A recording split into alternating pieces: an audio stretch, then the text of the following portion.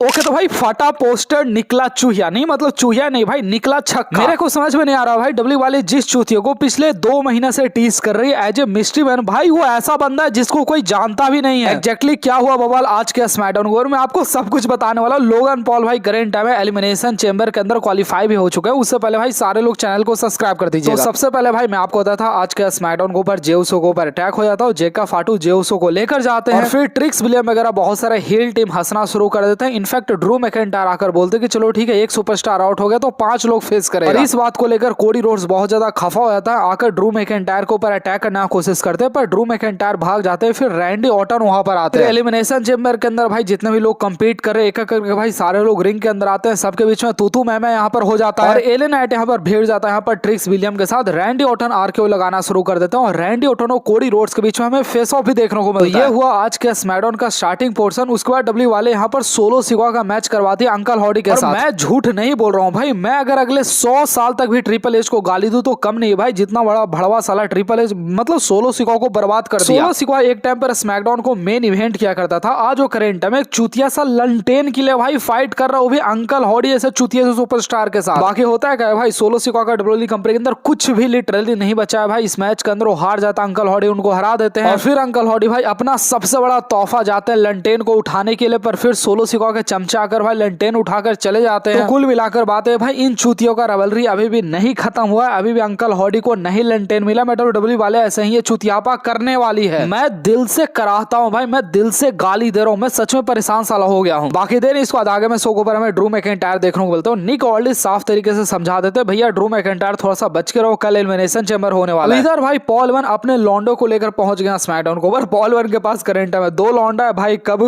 कहां ना पिल जाए भाई उसका भी कोई ठिकाना नहीं है। तो क्या हुआ भाई, विजन का नए लीडर हमारे लोगन पॉल बन चुके हैं। तो भैया पॉल वन पहुंच जाते कि भैया अब तो करंट टाइम में जेउसो कंपीट नहीं करेगा, तो एक काम करो लोगन पॉल को एलिमिनेशन चेंबर के अंदर डाल दो, मतलब लोगन पॉल का डायरेक्ट एंट्री करवा दो एलिमिनेशन चेंबर के अंदर। ऐसा मतलब बेसिकली पॉल वन कहते हैं। तो यहाँ पर कहते हैं निक ऑल्डिस भाई ऐसा तो होने नहीं वाला है। लोगन पॉल भाई यहाँ पर अपना बॉडी वगैरह दिखाना शुरू कर देते, भैया मैं कंपीट कर सकता हूँ। तो यहाँ पर निक ऑल्डिस बोलते हैं ठीक है मुझे थोड़ा सा एडम पेयर से बात करने दे फिर मैं बताऊंगा। और यहाँ पर पॉल वन खुश हो जाते हैं कि लोगन पॉल अगला बार मैं तुम्हें पिलवाने वाला हूँ, टेंशन मत ले। बाकी देन इसके बाद भाई आगे मैं सोखो पर रिया रिप्ले योशिकाई देखने को मिलते हैं और रिया रिप्ले योशिकाई का यहाँ पर इंटरव्यू कैथी केली लेते रहती है। मतलब समझो भाई क्या कमाल का सिचुएशन है। बेसिकली इंटरव्यू के बारे में बताओ तो इनका टैग टीम मैच होने वाला था, उसका रिजल्ट बड़ा बुरा था, आगे बताऊंगा। तो इंटरव्यू टैग टीम मैच को लेकर था और समझो भाई रिया रिप्ले पहले कैथी केली को पटाई हुई थी, रिया रिप्ले आज करंट में योशिकाई को पटाए हुए। तो योशिकाई के साथ खड़ा होकर भाई इंटरव्यू दे रही, कैथी केली सामने इंटरव्यू ले रही है। बाकी देन इसके बाद भाई आगे मैं शो पर हमें आस्का देख रहा हूँ जो कि कायरी को लेकर जाती हो, कायरी से को भाई बेसिकली जाकर टिफनी से भिड़वा देती है। भाई कायरी भी सोचती कि भैया मैं किसके साथ हूँ, भाई ये भिड़वा देती है हर बार किसी न किसी से। बाकी भाई कायरी अच्छा खासा मैच रेसल करती है, कायरी कहां से मैच को विन करती है भाई, कायरी को फाइनली इस मैच के अंदर हारना पड़ता है, आस्का वगैरह भी वहां पर गिर वगैरह जाती है। तो जो भी हो भाई टिफनी भाई आज के स्मैकडाउन को ऊपर फाइनली विन कर चुकी है। देन इसके बाद बैक से हमें पॉल वन का फिर से पलटन देखने को मिलता है। यहाँ पर आते हैं निक ऑल्डिस और निक ऑल्डिस इस बात को कंफर्म करती है कि भैया लोगन पॉल जाने वाला है एलिमिनेशन चेंबर के अंदर। एक छोटा सा ट्विस्ट यहाँ पर यह कि लोगन पॉल जाएगा, पर लोगन पॉल और जेका फाटू के बीच में मैच होने वाला, जो भी बंदा कंपीट करके जीतेगा वो जाएगा एलिमिनेशन चेंबर के अंदर। यहाँ पर भाई पॉल वन भड़क जाता है कि ऐसा कैसे हो सकता है, पर यहाँ पर लोगन पॉल कहते हैं भैया एटलीस्ट मौका तो मिला। लोगन पॉल भाई यहाँ पर पॉल वन को शांत करते हैं, कोई बात नहीं मैं मैच रिसल कर लूंगा। बाकी दिन इसको आगे में शो पर हमें मिस बाबा का मैच हमें ओवा फैमिली के साथ देखने को मिलता है। मिस भाई मैच के स्टार्टिंग में ही पूरा अपना तारीफ पेलना शुरू कर देते हैं। मिस बोलते हैं कि भैया देखो तुम लोग इस मैच को मैच की तरह नहीं देखो, ये मैच बेसिकली मिस अंडरस्टैंडिंग की वजह से सेट हो चुका है। मेरा ओवा फैमिली के बीच में ऐसा कोई पर्सनल दुश्मनी नहीं है। ओवा फैमिली मेरा बहुत अच्छा दोस्त है, वो मेरे को अपना मेंटोर मानता है, मैं बहुत बड़े सुपरस्टार हूँ, मैं ओवा फैमिली को लेसन सिखाने वाला हूँ। मैंने जॉन सीना को रेसलमेनिया के अंदर हराया है, मैं ग्रैंड स्लैम चैंपियन हूँ डब्ल्यूडब्ल्यूई कंपनी का, वो भी 2 टाइम। तो ओवा फैमिली मेरे से कुछ सीखने आया है। तो इस तरीके से भाई ओवा फैमिली मिस के बीच में भाई करीब 10 मिनट तक बकवास चलता। ओवा फैमिली भाई मजाक मतलब कर रहे होते, फिर भाई लास्ट में ओवा फैमिली अटैक कर देते हैं मिस के ऊपर, फिर इनके बीच में मैच ऑफिशियल हो जाता है। मतलब मैच तो इनके बीच में होने ही वाला था, ड्रामा कर रहे थे मिस के ओवा फैमिली मुझे कम मारे। बाकी भाई ओवा फैमिली पावर बम लगाकर इस मैच के अंदर मिस का गुद्दी निकाल देता है। तो मतलब मिस इस मैच के अंदर हार चुके हैं। डब्ल्यूडब्ल्यूई वाले भाई करंट में SmackDown Monday night Raw, SmackDown Monday night Raw हर जगह भाई ओवा फैमिली का मैच करवा रही है। बाकी आगे सोगोबन में कार्मेलो हाइस देखने को मिलते हो, पता नहीं भाई एलिजा ड्रैगनोफ के साथ इनका क्या